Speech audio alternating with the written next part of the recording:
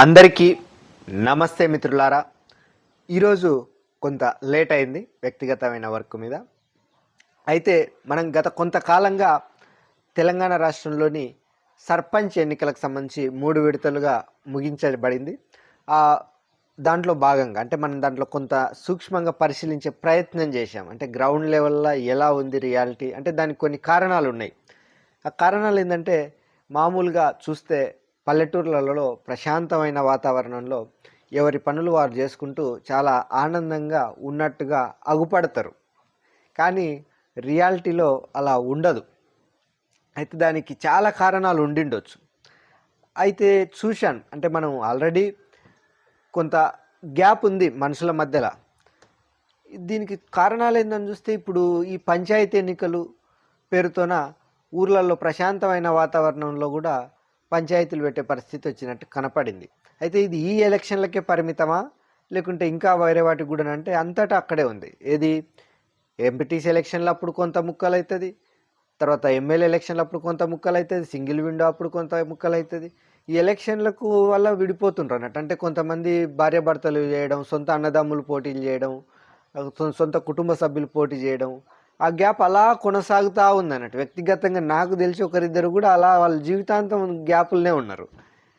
ఏంది ఇది అసలు? ఇది మనం డెవలప్మెంట్ పర్పస్లా ఏదో ప్రయోగం చేసుకుంటా ఇదెందుకు ఇట్లా అవుతుందని చూస్తే, అంటే అసలు ఎందుకు ఈ విధంగా జరుగుతుందని చూస్తే, మనం సిస్టాన్ని క్రియేట్ చేసుకున్నదే కలిసి ఉండడానికి, స్వేచ్ఛ కొరకు, సమానత్వం కొరకు. ఆల్రెడీ మనం విడిపోయి ఉన్నాం.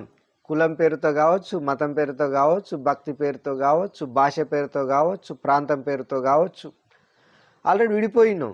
విడిపోయి ఉన్నదాన్ని స్వేచ్ఛ, సమానత్వం, అభివృద్ధి, ఆకాంక్ష, అధికారం, సమానం అనుకుంటూ వచ్చి ఇది ఇంకా పరిచయం చేస్తుంది ఏందని చూసా. అంటే కొద్దిగా ఏంది దీని పరిస్థితి అని చూస్తే, అది వెనక్కి వెళ్ళి చూస్తే అది మనం సొంతంగా తయారు చేసుకున్నది కాదు. రాజ్యాంగం, దానికి పరిష్కారం రాజ్యాంగం, అన్నిటికీ సమానం, స్వేచ్ఛ అనేది. అది మనం ఆ దేశంలో ముక్క, ఈ దేశంలో ముక్క, ఇంకో దేశంలో ఇంకో ముక్క తెచ్చి అతికించుకున్నాం. పెద్ద రాజ్యాంగం అతికించుకున్న తర్వాత మరి దానికి అనుగుణంగా ఎంతవరకు మనం సిస్టాన్ని కొనసాగిస్తున్నాం, సిస్టాన్ని అనుసరిస్తున్నాం అని చూసా. అంటే మరి అక్కడ తెచ్చుకున్నాం కదా, అక్కడ ఉన్నదానికి ఇక్కడ ఉన్నదానికి గ్యాప్ ఎందుకు వస్తుంది? ఈ గ్యాప్ రావడానికి గల కారణం ఏందని చూస్తే, ఇప్పుడు మామూలు ఎలక్షన్స్ ఉంటాయి కదా, ఆ ప్రాసెస్ను గమనించాను నేను. ఎందుకంటే ఆ ప్రాసెస్, ఇప్పుడు మనం ఇదే సిచ్యువేషన్స్లో ఉన్నాం కదా, ఆ ప్రాసెస్ను కొంత అర్థం చేసుకుంటే ఏమైనా ఉపయోగపడుతుందేమో అన్న ఆలోచన వచ్చింది. దానివల్ల ఏమైనా మనం ఐడెంటిఫికేషన్, అంటే ప్రాబ్లం ఐడెంటిఫై అయితే మనకు అది ఏమైనా సొల్యూషన్ మార్గం దొరుకుద్దని. అక్కడ వాళ్ళ దగ్గర ఏంటంటే జనాలను మొత్తం మొబిలైజ్ చేసి ఒక ప్లాట్ఫామ్ మీదకి తీసుకొచ్చి ఎవరైతే పార్టిసిపేట్ చేస్తారో, పోటీ చేస్తారో వాళ్ళందరూ ఒకే ప్లాట్ఫామ్ మీదకి వస్తారు. వచ్చి వాళ్ళు మేము ఈ కంట్రీలో ఈ ఇష్యూస్ను మేము ఐడెంటిఫై చేసినాం, దీనికి నేను సొల్యూషన్ చూపుతా అని ఎవరి వ్యూ వాళ్ళు విశ్లేషిస్తారు, అనాలసిస్ చేస్తారు. అప్పుడు ఏమైద్ది, జనాలు డిసైడ్ అవుతారు ఈ వ్యక్తి సూటబుల్, ఈ వ్యక్తి సూటబుల్ కాదనేది. ఓపెన్ ప్లాట్ఫామ్ అంతా. అప్పుడు ఏమవుతుంది, టైం సేవ్ అవుతుంది. ఒకవేళ రాంగ్ క్యాండిడేట్ సెలెక్ట్ చేసుకుంటే టైం వేస్ట్ అవుతుంది. ఇంకోటి టైం కూడా అక్కడ ఏంటంటే చాలా తక్కువ, 2 years, 3 years, 4 years enough, maximum అంతే ఉన్నాయి. ఒక్కొక్క కంట్రీకి ఒక్కో స్టైల్. దానివల్ల ఏమవుతుంది, ఒకవేళ రాంగ్ క్యాండిడేట్ని సెలెక్ట్ చేసుకున్నా కూడా టైం తక్కువ కాబట్టి ఫ్రీ అయిపోతుంది మళ్ళీ. ఇంకోటి అభ్యర్థులు కూడా ఏంటంటే టైం తక్కువ ఉండడం వల్ల మంచి పనులు చేస్తే ఇంకా మళ్ళీ నెక్స్ట్ టైం అవకాశం ఇస్తారన్నట్టు వాళ్ళు వర్క్ రిజల్ట్ ఓరియంటెడ్గా వెళ్తారు. కానీ మన దగ్గర సిస్టానికి చూశాను నేను, దాంతో కంపేర్ చేసి చూస్తే అసలు మన దగ్గర జనాలను మొబిలైజ్ చేసి ఒక ప్లాట్ఫామ్ మీదకి రావడం క్యాండిడేట్లను అనేది మీరు ఊహించుకోండి ఒకసారి, సాధ్యపడుతుందేమో. అది సాధ్యపడలేదు. కానీ నేను ఒక ప్రయోగం చేశా, అంటే సేమ్ దాని ఎసెన్స్ దెబ్బతినకుండా అంటే మనం పెద్ద పెద్ద సూత్రాలు చెప్పుకుంటా, దేశం అట్ట, దేశం ఇట్ట, ఆ దేశంలో అక్షరాస్యత, ఈ దేశంలో అవినీతి, ఈ పెద్ద పెద్ద సూత్రాలతోనో పెద్ద ఉపయోగం లేదనేది నాకు అర్థమైపోయింది. ఫస్ట్ నీ చుట్టుముట్టు పరిస్థితి చూసుకోవాల్సిందే. మనం ఇంటికి గెలిచి రచ్చగెలవాల్సిందే తప్ప పెద్ద సూత్రాలు చెప్పుకుంటా ఎన్నో ఇట్లా మీటింగులు పెట్టుకుంటే రూమ్లలో కూర్చొని చర్చలు చేస్తే సాధ్యపడదు. గ్రౌండ్లోకి రావాల్సిందే. ఊహల్లో ఏమి రిజల్ట్ ఉండదు, గ్రౌండ్లోకి వెళ్ళాల్సిందే. సో మనకి ఇప్పుడు ఒక అవకాశం అనిపించింది. నేను దాన్ని దృష్టిలో పెట్టుకొని వీళ్ళను ఒక థాట్ పైకి, ఒక ప్లాట్ఫామ్ మీదకి తీసుకురావాలన్న ఆలోచనతో ఈ ఎక్స్పెరిమెంట్ చేసి అయితే నాకు ఏంటంటే నేను ఇది ప్రీ ప్లాన్డ్గా చేసుకున్న వర్క్ కాదు, ఇది సడన్గా అది టైం తక్కువ ఉండింది, ఒక ఆలోచన చేసిన ఒక ప్రయోగం లాగా చేద్దాము ఇది ఎలా ఉంటుంది రిజల్ట్ ఓరియంటెడ్గా అన్నది. అంటే దానికి కూడా ఒక కారణం ఉంది, దాన్ని చెప్తా నేను. అది చేసినప్పుడు ఏంటంటే నేను అందరి వ్యక్తులను అప్రోచ్ అయినా, ఆ అందరి వ్యక్తుల దగ్గర వాళ్ళ యొక్క వివరణ విన్నాను, వాళ్ళందరూ చాలా పాజిటివ్గా రెస్పాండ్ అయినరు. ఇంకో ఒకరిద్దరు టైము వాళ్ళ బిజీ షెడ్యూల్, ఎందుకంటే వాళ్ళకు టైం అనేది చాలా టెన్షన్తో కూడుకున్నది, ఒత్తిడితో కూడుకున్నది, చివరి నిమిషం ప్రతి క్షణం విలువైందే. సరే వాళ్ళు రెస్పాండ్ అయినరు పాజిటివ్గా, అక్కడ దాకా నేను సంతృప్తి చెందిన, ఎందుకంటే ఇది ఎక్స్పెరిమెంటే కదా, వాళ్ళని రిజల్ట్లో ఏమైనా తేడా కొడితే మళ్ళీ మనం రీజన్ కావద్దన్న ఉద్దేశంతో దాన్ని ఒక సందిగ్ధంలో పెట్టా. యాక్చువల్గా రాత్రి రివ్యూ చేయాల్సి ఉండింది. నేను దీన్ని ఒక ఎక్స్పెరిమెంట్లో భాగంగా చేశా. అంటే దీనికి రీజన్ ఏంటంటే మన దగ్గర చాలా ఖర్చు ఎక్కువ అవుతుంది ఎలక్షన్స్ టైంలో. ఏ ఎలక్షన్లో అయినా సరే విచ్చలవిడిగా ఖర్చు చేస్తుంటారు, అది చాలా పెద్ద మోసం. ఇది ఖర్చు ఎక్కువ అనేది నష్టం, మోసం అనే కంటే కూడా నష్టం. ఎలా నష్టం అంటే ఇప్పుడు క్యాండిడేట్లు ఉన్నారంటే వాళ్ళు వ్యక్తిగతంగా వాళ్ళ కుటుంబం ఆర్థికంగా నష్టపోతుంది. ఈ ఎవరు ఓటర్లు ఉన్నారంటే వాళ్ళు పెట్టే ఖర్చు దేనికి పెడుతుండ్రు, మందుకు డబ్బులు వంచుతుండ్రు, వీళ్ళు మందు తాగి వెళ్తులు పాడు. ఇప్పుడు నేను ఎప్పుడు కూడా ఇంత సూక్ష్మంగా పరిశీలించలే, కానీ నేను ఇప్పుడు చూసిన గ్రౌండ్ లెవెల్లో ఉన్న రియాలిటీ ఇదే. ఎలక్షన్స్ ఇలా కొనసాగుతాయి ఇట్లా, ఎందుకంటే మనకు ప్రతి 5 సంవత్సరాలకు ఒకసారి కాదు 4-5 సార్లు వస్తాయి అన్నట్టు. సర్పంచ్ ఎన్నికలు, ఎంపీటీసీ ఎన్నికలు, సింగిల్ విండో ఎన్నికలు, ఎమ్మెల్యే ఎన్నికలు, ఎంపీ ఎన్నికలు, జెడ్పీటీసీ ఎన్నికలు, ఇవన్నీ కామన్గా వస్తూ ఉంటాయి. మళ్ళీ మధ్యలో ఎవరైనా అప్ అండ్ డౌన్ అవుతుంటే ఉప ఎన్నికలు వస్తాయి, మధ్యంతర ఎన్నికలు వస్తాయి, చాలా రకాల ఇష్యూస్ ఉంటాయి. ఇన్నిసార్లు ఈ వ్యక్తులు బానిసలు అయిపోయి మధ్యానికి దావుకుంటా ఓటేసుకుంటూ పోతూ ఉంటే దీనివల్ల ఏమైతే వాళ్ళ మొత్తం లివర్ పాడవుతుంది అన్నట్టు. నా లెక్క ప్రకారం అయితే మనం బాండ్ పేపర్ మీద రాసి పెట్టవచ్చు, ఈ సిస్టమ్ గిట్ట ఇలాగే కొనసాగుతూ ఒక 4-5 ఎలక్షన్ల కల్లా మొత్తం 50-60% మగవాళ్ళు ఖాళీ అయిపోతారు, అంత వితంతువులే, మునవోపులు మిగిలిపోవాల్సింది, దాంట్లో ఎలాంటి డౌట్ లేదు, రాసి పెట్టుకోవచ్చు ఈ సిస్టమ్ ఇలా కొనసాగితే మాత్రం. అయితే దీన్ని కొంత ఏమైనా రిజల్ట్, ఎందుకంటే మనకు అల్టిమేట్గా ఏంది, వాళ్ళు గెలవడానికే కదా, ఎవరైనా కూడా ఖర్చు పెట్టేది పోటీ చేసేది గెలవడం కొరకే. అది సమస్యనే, నిజంగా ఎవరికైనా కూడా గెలవాలనే ప్రయత్నంతోనే చేస్తారు, సేవ చేయాలనుకున్నా సేవ చేయకూడదనుకున్నా గెలిస్తే మంచిది కదా, ఒక పేరు వస్తుందని. సో ఆ ప్రయత్నంలో భాగంగా వాళ్ళు చేసినప్పుడు నాకు అది సమస్యగా కనపడదు. నిజంగా వాళ్ళకి సమస్యనే కదా, ఇప్పుడు గెలవాలి, ఎవడన్నా డబ్బు లేకుంటుంది, సేవ చేయాలనుకుంటాడు, ఖర్చు కావాలి, ఇప్పుడు ఇంత ఖర్చు పెట్టాలంటే వాడు ఏడొస్తాడు, ముందుకు రాలేడు. పోనీ డబ్బులు ఉన్నోడుకు సేవ చేయాలన్నా కూడా ఉత్తగా మొత్తం దీనికే తాగనికే తిననికనే ఖర్చు పెట్టిన తర్వాత ఇంకా సేవ ఏం చేస్తాడు, చేయలేడు. అయితే నాకు ఇది ఒక పెద్ద టాస్క్ లాగా అనిపించింది. దీనికి ఏంది పరిష్కారం అని చూసా. వాళ్ళు ఎక్కడెక్కడ ఖర్చు చేస్తుండ్రో చూసా. అంటే వాళ్ళు కరపత్రాలకు కావచ్చు, స్టిక్కర్స్ కావచ్చు, ఫ్లెక్సీలకు కావచ్చు, జెండాలకు కావచ్చు, క్యాప్స్ కావచ్చు, టీషర్ట్స్ కావచ్చు, వాళ్ళు ఎన్ని వింగ్స్నో అన్ని చేస్తుండ్రు. అంటే మార్కెటింగ్, పబ్లిసిటీ చేస్తున్నారు, నేను కూడా చూశాను. సో పబ్లిసిటీకి షార్ట్ కట్ మెథడ్ ఏంది అనేది ఇప్పుడు మనం చూస్తూ ఉంటాం. నేను చిన్నగా ఉన్నప్పటి నుంచి చూస్తున్న అయ్యే కరపత్రాలు, అవే డోర్ స్టిక్కర్స్, సేమ్ అయ్యే ఉంటాయి. అప్పుడన్నా కనీసం ఏది మన మైదా పిండితో వేసేది, ఎలక్షన్లు అయిపోయినాక 1-2 నెలలు ఉండేది, వాటిని మళ్ళీ వాటర్ వేసి ఇట్లా గీకి గీకి గీకి గీకి పెయింట్ వేసేది డోర్లకు వేస్తే. కానీ ఇప్పుడు అవి ఆటోమేటిక్ స్టిక్కర్స్ వచ్చినాయి, అవి ఊకే ఇలా వేసి గోడకి వేస్తారా, వాళ్ళు మళ్ళీ కొయ్యిడికి వచ్చేసరికి వాటికి అవే ఊసిపోతున్నాయి, అంత డూప్లికేటే అన్నట్టు. అంటే డూప్లికేట్ ఓటర్లు, డూప్లికేట్ క్యాండిడేట్లు, డూప్లికేట్ పబ్లిసిటీ.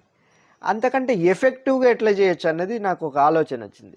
అంటే ఇప్పుడు మనకు డిజిటల్ ప్లాట్ఫామ్ అనేది చాలా ఎఫెక్టివ్గా కనపడుతుంది.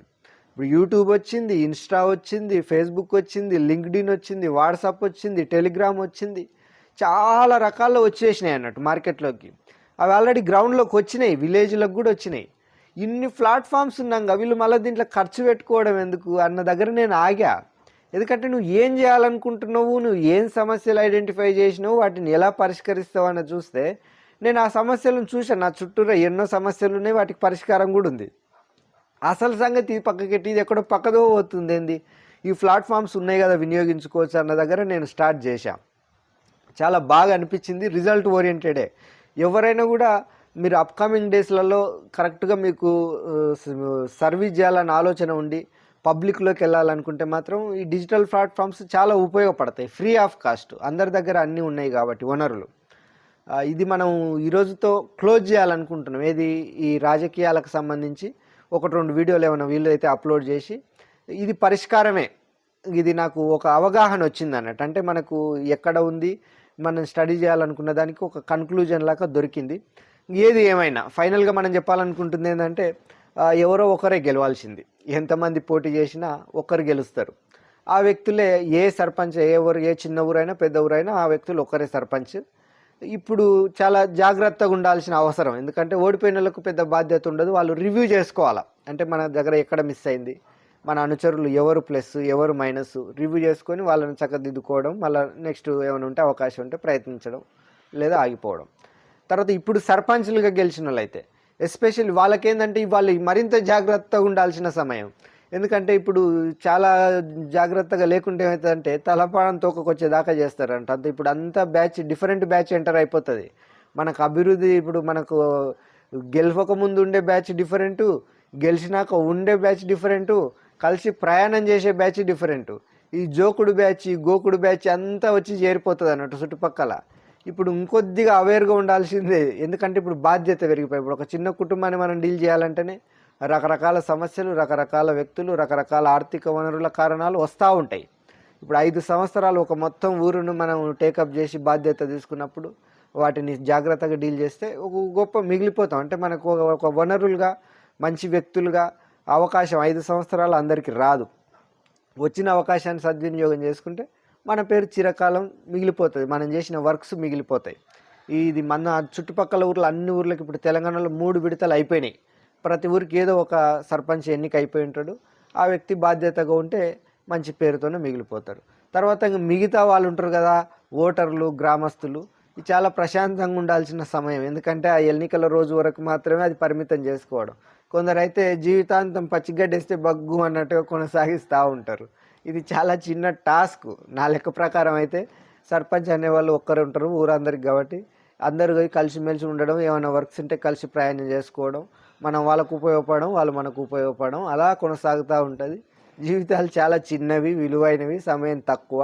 ఉన్న సమయాన్ని సద్వినియోగం చేసుకొని ఏమైనా మంచి పనులు చేసుకొని ముందుకెళ్ళే ప్రయత్నం చేయడమే తప్ప అనవసరమైన విషయాలలో జోక్యం చేసుకొని టైం వేస్ట్ చేసుకొని ఒకరి మీద ఒకరు ఏదో చేసి ఏం చేసేది ఏముండదు, అంతలో పిసుకుతుంది. సో అందరు కలిసి ప్రయాణం చేయాలని, ప్రశాంతమైన పల్లెటూరులో ఇంకొద్దిగా డెవలప్ చేస్తే, ఎందుకంటే 1-2 ఇష్యూస్ ఉన్నాయి. ఏవి వలస వెళ్ళే ఇష్యూస్, అవి వాళ్ళు ఎందుకు వెళ్ళారు వలస, వాళ్ళు రావడం అంటే నేను కొద్దిగా గ్రౌండ్ లెవెల్లో ఏం చేయొచ్చు పరిష్కారంగా, ఇన్ని వనరులు ఉన్నప్పుడు బయటికి ఎందుకు వెళ్తున్నారు అన్న దగ్గర నేను ఆగాను.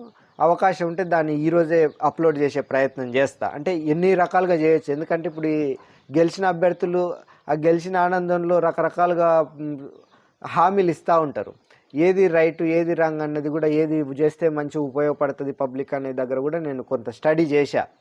వాటన్నింటిని కూడా నేను ఈరోజు ఈవినింగ్ వరకు ఈ వర్క్ చేసి అప్లోడ్ చేసే ప్రయత్నం చేస్తా. అంటే ఈరోజు ఈ వర్క్ను క్లియర్ చేసి మళ్ళీ మనం రెగ్యులర్ వర్క్లోకి, రెగ్యులర్ యాక్టివిటీస్లోకి వెళ్ళడమే. ఎవరైనా సరే, మీరైనా అంతే, మీ వర్క్ మీరు చేసుకోవడం. మేము కూర్చొని తింటాం, కొండలు గరిపోతాయి, లేకుంటే మా పార్టీ గెలిచింది మేము ఏమో చేయొచ్చు అడావిడి అనుకుంటే ఏముండదు, అంతా అవుతుంది. మన వర్క్ మనం చేసుకోవాల్సిందే, మన పని మనం చేసుకోవాల్సిందే, మన బతుకు మనం బతకాల్సిందే. చేస్తారు, వర్కులు చేసేటోళ్ళు చేస్తారు, అది డెవలప్ అయ్యేది అయితేనే ఉంటుంది, దాని పని అది అయితేనే ఉంటుంది, మన పని మనం చేసుకోవాల్సిందే. Thank you once again. ఏమైనా చిన్న చిన్న మనస్పర్ధలు వచ్చినా కూడా మీకు మీరుగా వెళ్ళి అప్రోచ్ అయ్యి కలవండి, కలిసి ప్రయాణించండి. మనం అప్రోచ్ అయిన విధానం డిఫరెంటే అన్నట్టు. అసలు ఎన్నికల విధానం ఎలా ఉంటే ఖర్చు తక్కువ అవుతుంది, వాళ్ళ ఖర్చు లేకుండా ఏం చేయొచ్చు అన్నది నేను నెక్స్ట్ ఇంకొక వీడియో కూడా చేసే ప్రయత్నం చేస్తాను. Thank you once again. Like, share, subscribe this channel. Thank you.